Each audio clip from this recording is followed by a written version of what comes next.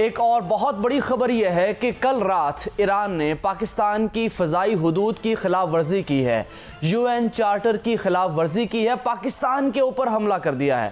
یہ پچھلے 24 گھنٹے میں ایران نے ایک تیسرے ملک کو ٹارگٹ کیا ہے، اس ملک کا نام پاکستان ہے۔ اس سے بہرحال ایک بات اور بھی پتہ چلتی ہے کہ بھارت کا انفلوئنس ایران میں نہ صرف ایران میں ہے بلکہ خلیجی ممالک میں بھی ہے، اور ایک لحاظ سے برج کا کردار ادا کر رہا ہے۔ ایران کا اس وقت دنیا میں بہت بڑا رول ادا کر رہے ہیں Iran.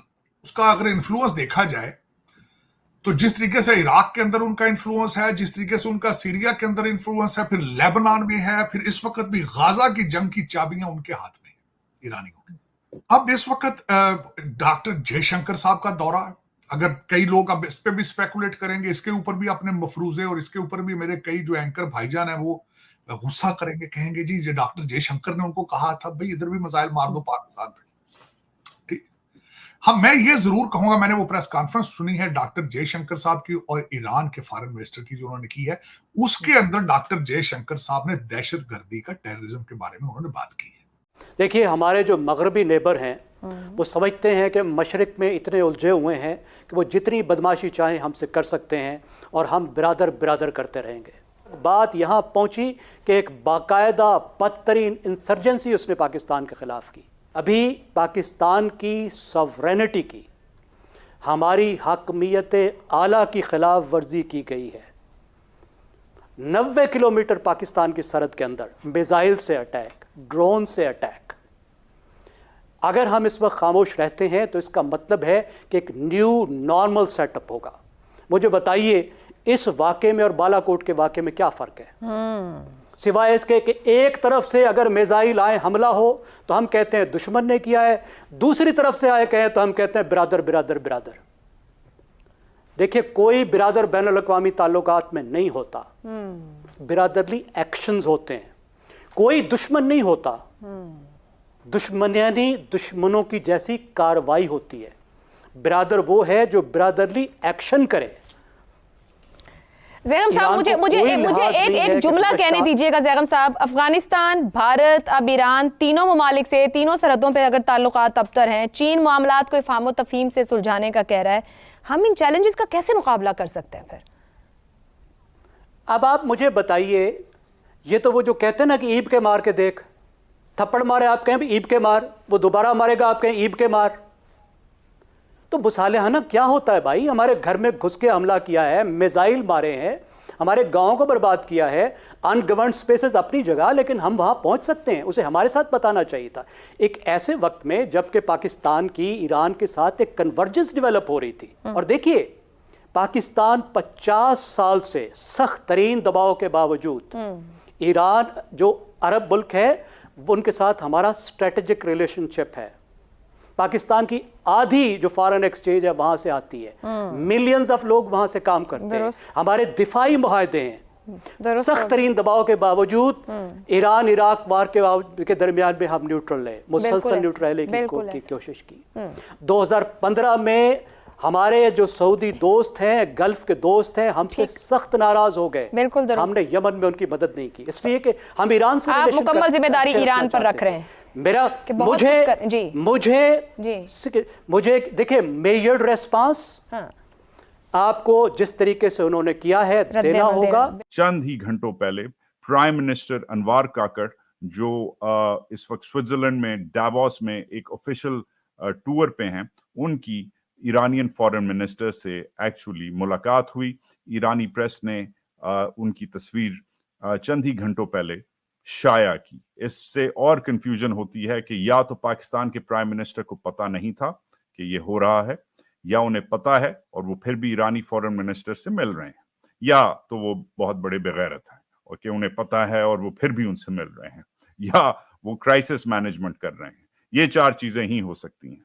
Either he knew and he still met the Iranian foreign minister, either he didn't know and he met the Iranian foreign minister and the Iranians released those pictures, or either the Pakistanis are collaborating with the Iranians and they know something we don't. خیر، کیونکہ فوج اتنا شفاف ادارہ ہے، اتنا صاف ادارہ ہے، اتنا ٹرانسپیرنٹ ادارہ ہے، آج اس ایشو پہ بات کرنے کی بجائے फौज ने एक ट्विटर पे एक वीडियो रिलीज शाया की।